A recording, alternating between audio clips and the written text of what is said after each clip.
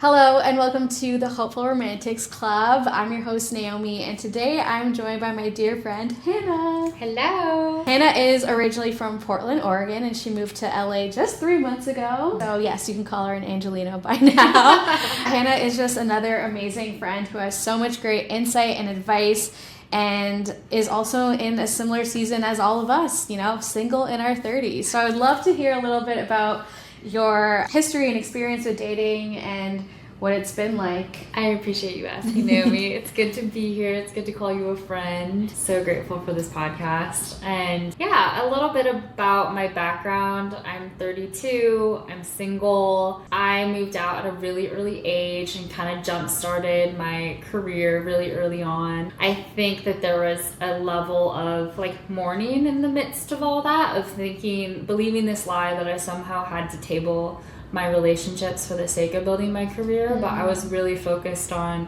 the desire to take care of myself. So relationships really were on the back burner for a while. But with that, I've had the joy of having been in some really great relationships, some of them long-term, some of them more casual, have dated really casually on and off throughout my life, have done everything from dating apps to meeting people organically. So yeah, have some fun stories from that, but excited to just chat about all things relationships. I love hearing from people who have experience, because I'm like, what's that like?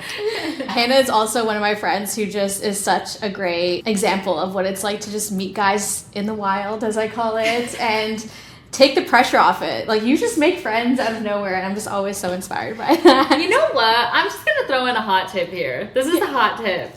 If I see someone, this isn't even romantic. If I see someone and I'm like, they seem cool, I want them to be my friend, I tell myself in my brain, I'm like, this is a person, a friend of yours that you have not seen in a really long time, and I want you to just go up and talk to them like that's the case.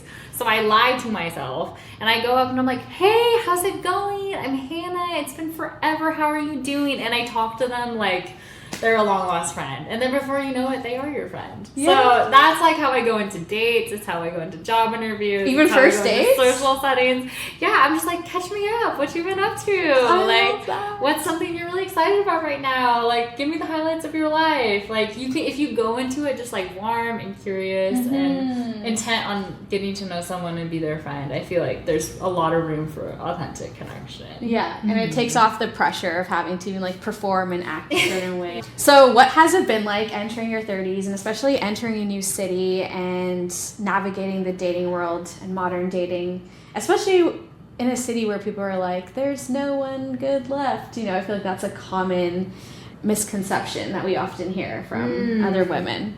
But I don't think it's specific to just our city. It feels like a pretty broadly accepted mentality surrounding dating, this overwhelming sense of hopelessness. And I actually have a really huge heart for people that feel that way, because I, of course, have struggled with that as well at different points in my life.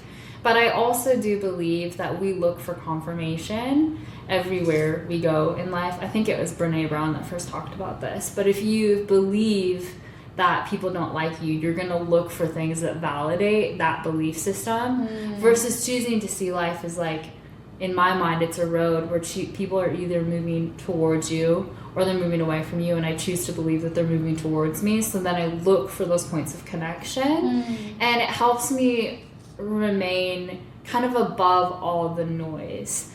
Sometimes we can get so overwhelmed by the rejection that we just presume is going to happen to us when we take risks or are vulnerable, when in reality, I want to approach life from this mentality of abundance, being man, there's still so much to celebrate in life. There is still so much good. There are still really genuine, sincere, good humans. And and choose to approach life that way. I would say there have been relationships that have redeemed my own perspective of what relationships are, whether it's being friends with really awesome, happy married couples, or even having platonic male friendships with guys that I just think the world of and love and respect, and that are incredible guys that have helped heal that part of my heart that tries to lie to me and tell me that there aren't people out there or that there isn't hope. Like every day I get to look at my group of like friends or those that surround me or people that I love or admire, and that's really what feeds my belief that there's hope for us. And there's amazing people out there. Yeah. And even like our own friendship, it's like 4 months ago, we didn't know each other. I didn't even know you existed. And now look, you came into my life. So it's like that same concept applies to guys and to men or whoever you're interested in. You know? Absolutely. So true. And like speaking of mindsets, I feel like that has been a journey we've kind of both been on, and that has been such a game changer. You have an entire podcast that focuses on this. So I would just love to hear your experience with identifying limiting beliefs and how that has shifted even how you see yourself and how you see dating and how you see other people. Whew, yeah, this is major. Thank you for the plug on my podcast. You're going to be a guest, definitely. So yeah, I'm excited to share more. Baby, coming at you. My podcast is called New Narrative, and I challenge people with this question of what does it look like to live a good story? And for so much of my life, I was held captive by all of these limiting beliefs. I grew up with a really low self-esteem, a lot of self-hatred. It was really hard being raised a minority, feeling like I was different, not thinking that I was beautiful, placing too much of my worth in what other people thought of me or how they received me, but always expecting rejection, you know? So a lot of my life just felt very like broken and very fragile. I think there's like two approaches to how you can face any form of evolution or growth or transformation. You can try to bully yourself into something, which is essentially just being in an abusive relationship with yourself, where you're trying to just like force change through the avenue of like hatred and hurt. Or you can choose the path of love, which is to instead be compassionate, to be kind, to be curious, to be warm, to be in your corner, to love who you are, to really like cover yourself and equip yourself with the tools to help you move through the things that you view as challenging. So that's what I created this podcast for, because the only reason that I've been able to overcome any of these things is because love was first modeled to me. I feel that way about my faith and my relationship with Jesus. And I also feel that way about like all of my friendships that have chosen to speak life and truth over me in the midst of me feeling really stuck in a lie. To this day, the biggest form of ammunition that I have when these lies come up is that I phone a friend. It feels very, what is that show? Wheel of Fortune or Jeopardy, where you like phone a friend. It's like that. Where to this day, it was even yesterday that I called a friend. I'm like, when this happened, shame occurred, and it made me think or believe that I wasn't worthy of love. And it feels really yucky. Like, what is the truth? Or even today, I called a friend. I was like, I just really need to hear someone say, like, you got this. I'm proud of you. Keep going. Life is overwhelming sometimes. Just move through it. You'll get through this. So I really wanted to give other people access into those kinds of pep talks, those kinds of vulnerable conversations with people like you that I just love and admire and celebrate, and show them just a glimpse of like how changing and challenging your perspective in life can really shift and help you move through some of those mental roadblocks. Yeah, it's so important. And I feel like this is the first year that I personally even discovered what the term limiting beliefs even means, because for the longest time I just thought like it is what it is. Like this is what I believe, but when you look into it and you do the work, you realize that those limiting beliefs were formed based on your past experiences that were truly out of your control, right? And it is a choice. Like it's work that you have to do. It's not easy, it's hard, and it's very repetitive as well, and you will kind of fall back into that limiting belief. So I love how you said that's why you have to lean on the people around you and the community and your friends to combat that, right? Yeah. How has that looked like in your life? Like, do you have an example of a limiting belief that you... Yeah, I mean, like my main one was I am unattractive and unworthy because of my skin. So my acne and acne scars was something I've had since I was 13, and that's why I even felt unworthy to start dating in like my 20s, and I never pursued it because deep down I thought I was not worth it. And so even on my mirror now, I have my empowering beliefs where it's like, I am worthy as I am, and I am beautiful, and I'm a light, and I radiate light. And even just, amazing friends who constantly speak that over to me. When I look back on the last couple of months and I realize that now I'm at my most confident self. And at first I was like, maybe it's because I finally started to go on dates with guys, but I'm like, no, it's actually because of the empowering beliefs, speaking that truth over myself, allowing God to reveal that truth to me, and then the friends who are reinforcing that. Because we even had like a girls' night, and she was just constantly like, you are beautiful, like you are the prize. And then it was like after that I shortly was able to go on my first date, and I wasn't as nervous because I just had like her words ringing in my mind, like, I'm the prize, like, I am beautiful. Yes, you are. So, That's so beautiful. Yeah, I love that. And I think something that I would want to remind people of is that building trust in any relationship takes time. And so often we fail to recognize that we require building trust with ourselves. We need to be really patient and tender with that process. There have been so many times where I've had to walk through self-forgiveness of like, wow, I was really mean to you, or I was not being supportive, or I wasn't saying nice things about you. Like, can you forgive me? And what does it look like to be on the same team today?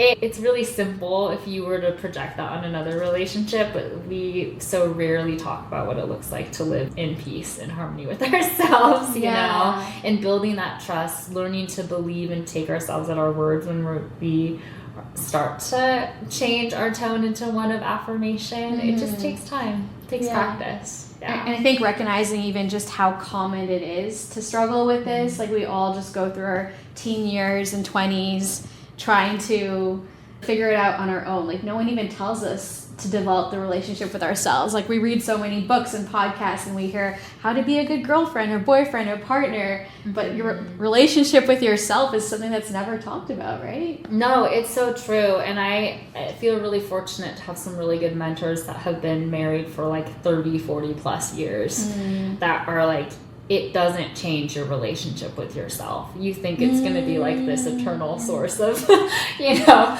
like identity for you, but like nothing compares to just you feeling at home in your own skin, really, at the end of the day. Yeah. And another thing is I think we project or romanticize like what relationship should supply us when it comes to like value or identity. And I think that that's why it feels like such a place of hurt or in our hearts when we aren't getting those perceived like needs met because we think that it's something that belongs to someone else that they give us.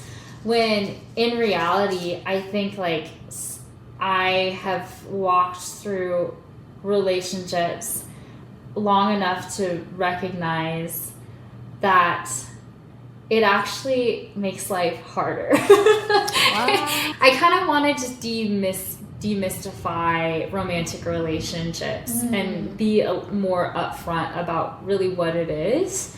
I think that's really helpful. For instance, some people can really celebrate being a parent, but it's not disregarding the fact that there's like countless poopy diapers and like sleepless nights, right? So that's how I feel about romantic relationships as well too, is it actually is incredibly vulnerable and exposing, and there's going to be so many moments where things come up where you're like, I've never had to face that before, I've never had to feel that way before, this is crazy.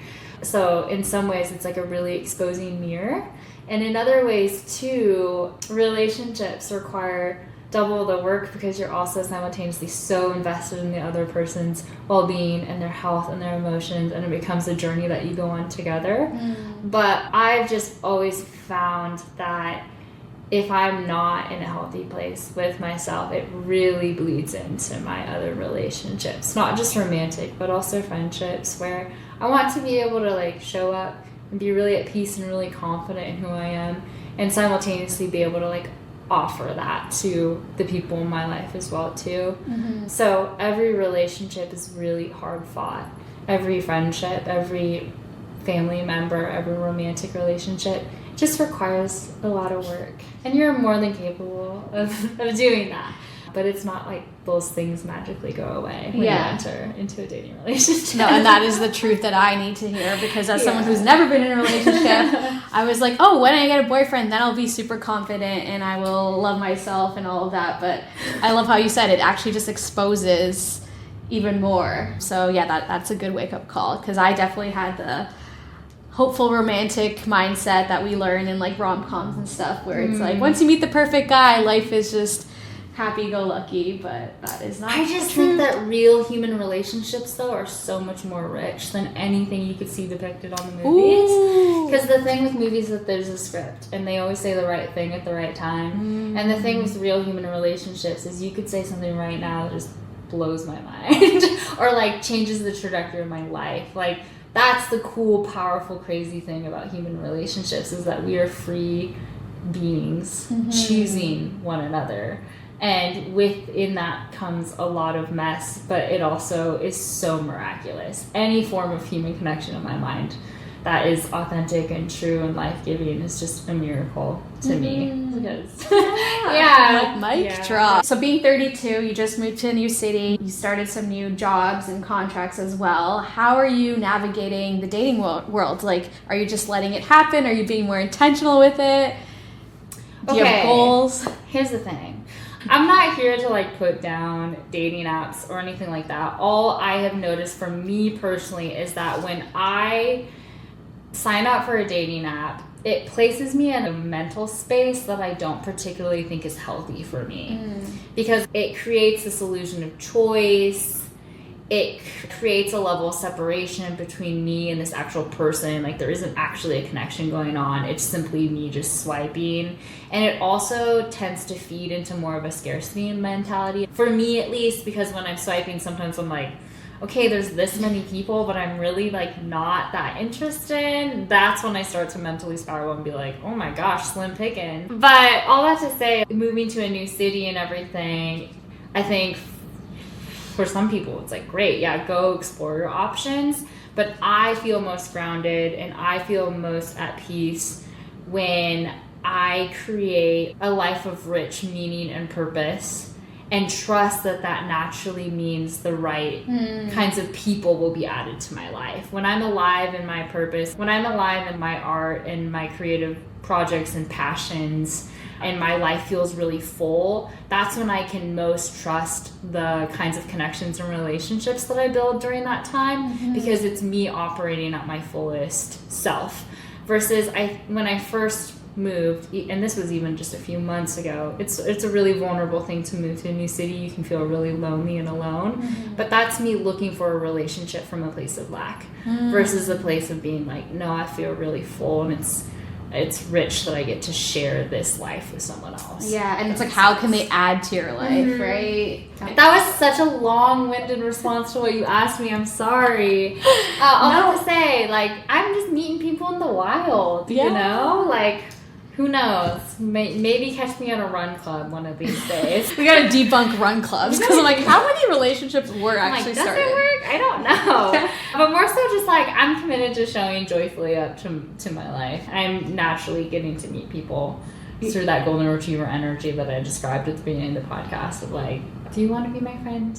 I think that's so important and such good advice. And I think, again, it comes from what we talked about all along, like just loving yourself and making that a priority and a goal, as opposed to like seeking it from someone else. Because I think when I was like, I want to intentionally date in the beginning of this year, it definitely came from a place of, because I'm lonely and because I need someone to give me confidence and show me my worth. But instead I went through a year-long process of getting that from myself, and again from Jesus, right? I think now I'm finally at a point where I view myself as a prize, and I'm like, wait, how can this person add to my already full and enriching life? Yes, and your vision for a relationship just expands when you're living from that place. I would say, and then invite you into this, but also I see this in your life, is that your desire transcends beyond just a shallow, like, I want this person to see and affirm me. It actually expands into something more of, I have this big, beautiful existence, and this other person is going to have this really big, beautiful existence, and then you can actually be excited for the life that you create together. It becomes about, oh my gosh, I can't wait to co-create my dreams alongside this person, versus I need an ego hit. My favorite imagery is the one where it's like, you're just supposed to be running the race, and eventually someone will be running the race at the same pace, and then you just come together like that. and you run it together. Yeah. So cheesy, but I love it. I'm like mentally, I'm just like trying to envision this race happen. So run club. So Venice Run Club, to bring it back to this, join the masses. I don't go, but funny enough, you were invited. Yeah, like, on an unofficial date at our club. I feel like it was a soft invite. She's like, I want to use the D word, but okay. Hilarious. Yeah. Well, thank you so much, Hannah, for sharing your insight, your experience. I feel like I've learned a lot, and I'm sure everyone else listening will for sure. I'm always in your corner. I'm always rooting for you. I look at you and you just shine, and you're incredible. And I say that to all of you as well, too. Lean into the things that make you really special and the things that you choose to love about yourself. And be unapologetic about those things. Yeah. Because you wouldn't want to be in a relationship where you had to manipulate or control someone's perception of you. So you might as well just be the freest version of you. Yeah. That's my final advice. Amazing. Well, I will link her podcast and her socials below as well. I can't wait for the new season of your podcast. And I will be diving deeper into my journey with mindset coaching and limiting beliefs and all of that. So if you're curious about that, stay tuned. But thanks again for listening. Thank you. See ya.